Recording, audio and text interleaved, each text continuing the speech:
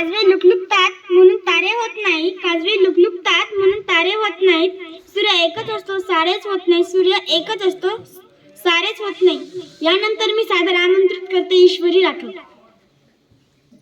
नमस्कार, मी ईश्वरी अमोल राठोड, वर्ग 7वी शिकते, जिल्हा परिषद प्राथमिक शाळा पारडी या शाळेची मुख्यमंत्री.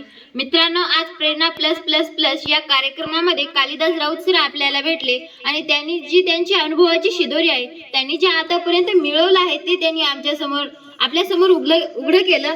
आणि मित्रांनो, जेव्हा माणूस जगतो त्यानंतर तो सांगू शकतो असं आपल्याला कालिदास राऊत सरांकडून आपल्याला शिकायला भेटलं. आणि त्यांनी मोठा गुण, सर्वात मोठा गुण हा शांतता सांगितला आहे.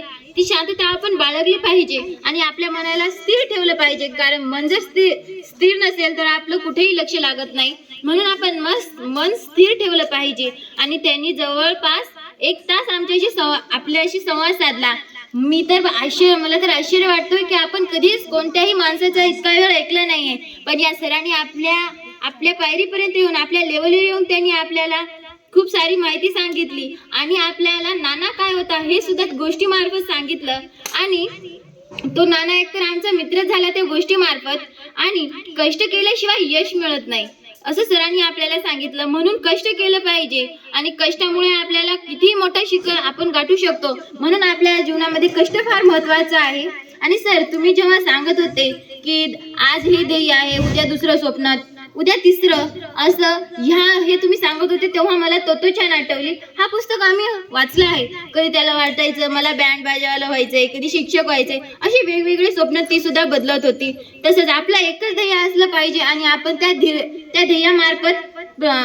ध्येयामार्फत गेलं पाहिजे. आणि सगळ्यांचं आयुष्य वेगवेगळं असतं, सगळ्यांच्या पायऱ्या वेगवेगळ्या असतात, सगळ्यांच्या जीवनामध्ये संकट वेगवेगळं असतं, प्रश्नपत्रिका वेगवेगळ्या असतात. म्हणून आपण त्या प्रश्नाचे उत्तर शोधून आपण पुढे गेलं पाहिजे आणि आपलं यश गाठलं पाहिजे असं तुम्ही सांगितलं. स्वतःला आपण आठवीत गेल्यानंतर आपण स्वतःला कधीच कमी समजलं नाही पाहिजे, कारण आपण कसे असो तर आपण सर्वांमध्ये सारखेच दिसतो आणि आपण सुद्धा माणूसच आहोत. म्हणून आपण आपल्या स्वतःला कधीच कमी समजलं नाही पाहिजे आणि स्वतःची ओळख करून दिली पाहिजे.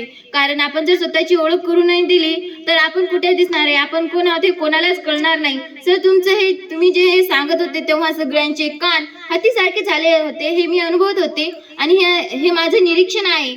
सर, तुम्ही जे आम्हाला सांगितलं, तुम्ही जी आम्हाला माहिती सांगितली ती आमच्यासाठी फार महत्त्वाची आहे. आणि तुम्ही म्हणलं की बोलणं सुद्धा हे कला आहे आणि ती कला ज्यामध्ये आली तो माणूस यश गाठल्याशिवाय राहत नाही असं तुम्ही सांगितलं.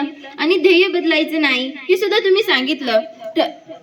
ठरवलं पाहिजे आणि ते पूर्ण केलं पाहिजे. आपण एखादी गोष्ट ठरवली तर ती पूर्ण केली पाहिजे आणि आज ठरवली तर ती उद्या परवा पूर्ण करू असं केलं नाही पाहिजे. म्हणून वेळेच्या वेळी ती पूर्ण केली पाहिजे असं तुम्ही सांगितलं. आणि महत्त्वाची भाषा म्हणजे इंग्रजी, ती इंग्रजी आपल्याला आली पाहिजे असं तुम्ही सांगितलं. आणि माणसं बाहेरून वेगळं दिसतात आणि आतून वेगळे असतात हे सुद्धा तुम्ही आम्हाला सांगितलं. आणि मित्र बनवायला सुद्धा सांगितले.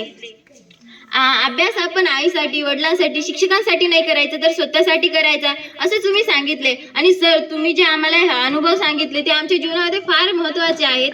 आणि आम्ही जेव्हा मोठी वाटचाल करत असू तेव्हा तुमचं हे जे सांगितलेला अनुभव आहे, तुमची जी ही वाटचाल आहे ती आमच्या जीवनामध्ये नक्कीच कामी येईल आणि आम्ही तुमच्या पावलावर पाऊल टाकत पुढे जाऊ. जरी तुमचं आमचे आयुष्य सारखं नसलं तर काही संकट येतीलच तुमच्यासारखे. म्हणून आम्ही त्या प्रकारे आमचं यश पूर्ण करू. आणि तुम्ही आमच्या विनंतीस मान राखून या कार्यक्रमामध्ये आलात म्हणून मी मुख्यमंत्री होण्याच्या नात्याने आपले फार फार आभार मानते. धन्यवाद.